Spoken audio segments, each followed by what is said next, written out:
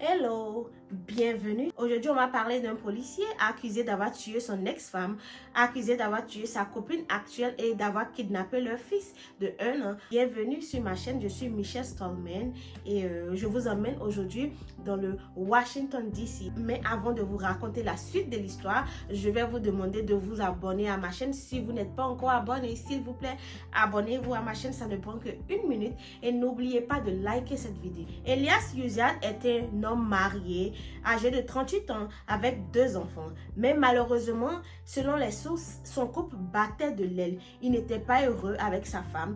Les deux se discutaient chaque jour. Le pire, c'est qu'ils se discutaient partout. Ils partaient au supermarché, ils se discutaient. Ils partaient dans l'école des enfants, ils se discutaient. Et c'était horrible. Mais les amis, avant de continuer l'histoire, on va repartir un peu plus tôt, en 2019. Et en 2019, Elias a été affecté dans un lycée en tant qu'officier des ressources scolaires. Il fait la rencontre d'une jeune fille âgée de 15 ans, nommée Angelica Santos.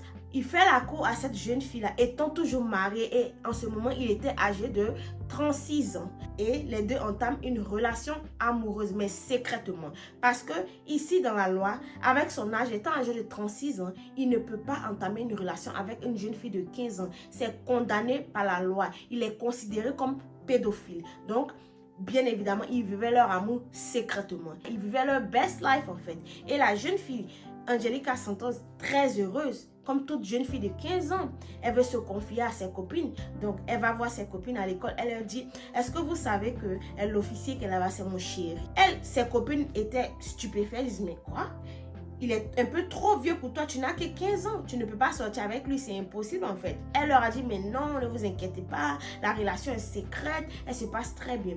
Et ses copines étant inquiètes, décident d'alerter le principal. Elles lui font part de la situation. Et lui, pris de peur, convoque directement le boss de Elias. Il va même pas voir Elias, lui il va directement chez le boss. Il lui dit, mais ton employé qui est dans mon lycée sort avec mon élève de 15 ans. Donc, le boss de Elias qui convoque Elias et lui dit, voilà des rumeurs qui circulent dans l'école. Il paraît que tu sors avec la jeune fille de 15 ans. Bien évidemment, il commence à nier. Il dit, mais non, moi je suis marié. Je suis un père de 2 enfants. En plus, elle est mineure. Moi, je suis policier. Je ne peux pas me jeter dans ce genre de choses-là.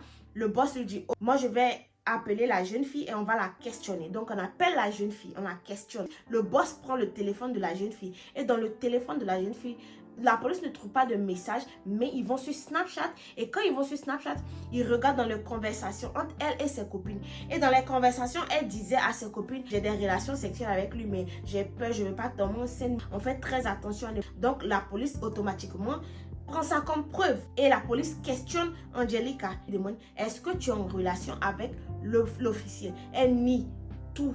En bloc. Elle dit non, je le connais à l'école, c'est vrai, mais à part l'école, il n'y a rien, on ne sort pas ensemble. Le boss de Elias dit au principal, je l'ai interrogé, elle dit il n'y a rien. J'ai interrogé mon employé, il dit il n'y a rien. En ce moment, je ne sais pas quoi faire. Donc, le boss de Elias lui demande, mais qu'est-ce que tu expliquais dans le message? Elle dit non, que ces messages, ce n'est pas moi qui les ai envoyés. J'avais perdu le code de mon Snapchat. Ça a dû être quelqu'un qui a piraté mon Snapchat et qui a envoyé ces genres de messages. On dit ok. Mais je ne sais pas comment Elias et cette jeune demoiselle-là se sont arrangés. Mais la police n'a trouvé aucune trace, aucun message, aucune photo, rien dans le téléphone de la jeune fille. Rien. Et on a demandé à Angelica, pourquoi tes copines disent que tu sors avec l'officier? Elle dit non, qu'elle raconte des bêtises, ce sont des rumeurs juste pour se faire voir.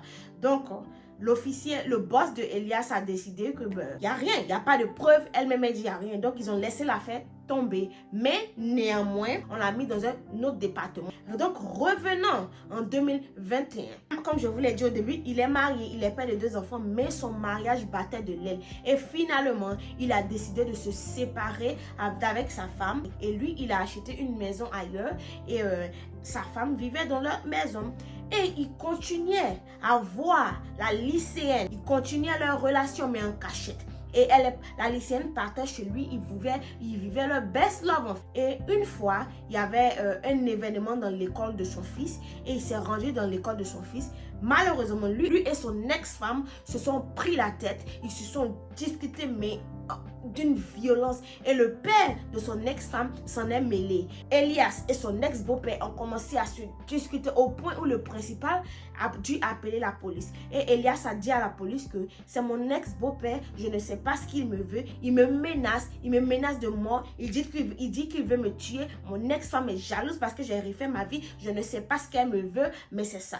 Et durant les investigations, quand la police a questionné l'ex-femme de Elias, elle a dit que non, c'est lui qui me veut toujours, c'est lui qui me fait la cour, c'est lui qui ne veut pas me laisser, il me harcèle, que moi je ne veux plus de lui. Et la police a demandé à l'ex-beau-père de Elias, mais pourquoi tu n'aimes pas ton beau-fils en fait, pourquoi tu le menaces? Et le beau-père a dit non, en fait je ne l'ai pas menacé, je ne l'aime pas parce que il a rencontré ma fille quand elle était au lycée, elle n'était qu'une adolescente et lui il était son prof de sport. Donc les amis, lui Elias, quelques années plus tôt quand il était plus jeune, il était prof de sport dans le lycée de son ex-femme et c'est comme ça il a fait la cour à son ex-femme et ils se sont mariés et ils ont eu 2 enfants. Du coup, le père de son ex-femme le déteste. Il dit toujours que Elias a volé la jeunesse de sa fille. Et comme Elias étant policier, il sait très bien que ces révélations vont être faites. Il a démissionné de son boulot. Il a quitté la ville. Mais il n'est pas allé aussi loin. Mais peut-être quelque part à 1 heure ou 2 heures de la ville. La police n'a plus continué les investigations parce que c'était une ancienne histoire. Mais étant donné que Elias vivait maintenant à 1 heure de sa petite maîtresse, il se voyait toujours. Et là, on était en 2021, comme je vous l'ai dit. Elle n'avait plus 15 ans. Elle avait maintenant 17 ans. Et elle est tombée enceinte. Elle a donné naissance à un jeune garçon. Et tout le monde s'est rendu compte qu'en fait, les rumeurs qui couraient il y a 2 ans étaient vraies. Et comme il avait déménagé, il n'était plus dans le travail, il vivait une autre vie là-bas, il n'y a eu aucune poursuite. Elias, lui, voyait tout le temps ses enfants, quels que soient les events de l'école, quelles que soient les fêtes de l'école, il s'y rendait tout le temps. Et une fois, il s'est rendu dans l'école de son fils parce que son fils avait quelque chose à l'école. C'est là que tout a changé. Tout s'est passé. Il se rend dans l'école, l'événement finit et lui et son ex-femme se mettent à se disputer. Ils s'insultent, il lui disait de pourquoi Elias devait avoir la garde de l'enfant. C'est elle qui... Il y avait une incompréhension totale. Et malheureusement, comme beaucoup d'entre eux aux États-Unis ici, ils ont tous des armes.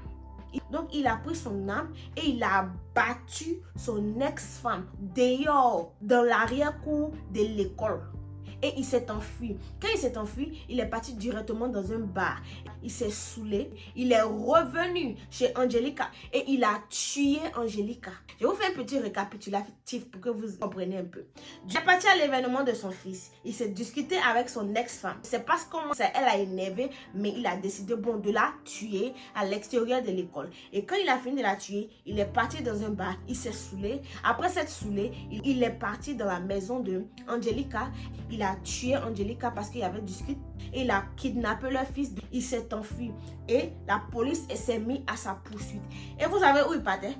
Il s'est enfui là, il partait au Mexique. Il partait se cacher au Mexique pensant qu'on n'allait pas l'attraper. Donc la police s'est mise à ses trousses. Et malheureusement, il s'est pris un poteau, mais pas possible. Il a cogné le poteau et il a enlevé son âme. Lui-même, il s'est tiré une balle dans la tête. Et il est mort. Il s'est suicidé.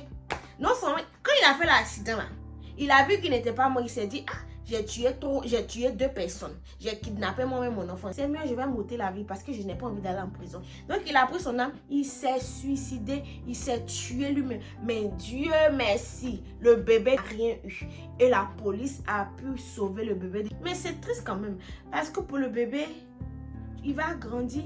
Il va connaître tout ce que son papa a fait. Oh, le pauvre. J'imagine même sa vie dans quelques années. Un petit bout de chou comme ça n'a rien demandé. Il va grandir. Ils vont lui raconter son histoire. Ça, c'est une autre histoire de traumatisme encore. Donc, c'est ça, les amis. Donc, non seulement il a tué son ex-femme, il a tué sa copine. Et lui-même, il s'est tiré une balle dans la tête pour ne pas aller en prison. Franchement, je suis vraiment triste pour l'enfant. Mais malheureusement, c'est la fin de l'histoire.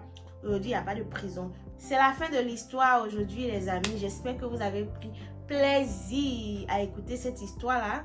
Et n'oubliez pas, s'il vous plaît, abonnez-vous à ma chaîne. Vous voyez, moi, je fais beaucoup de recherches pour vous partager toutes les histoires. Donc, abonnez-vous à ma chaîne. N'oubliez pas de liker la vidéo. Et merci beaucoup à tous ceux qui ont laissé des commentaires sur ma précédente vidéo. Et aussi à tous ceux qui se sont abonnés. Passez une belle journée ou une belle soirée. Bye!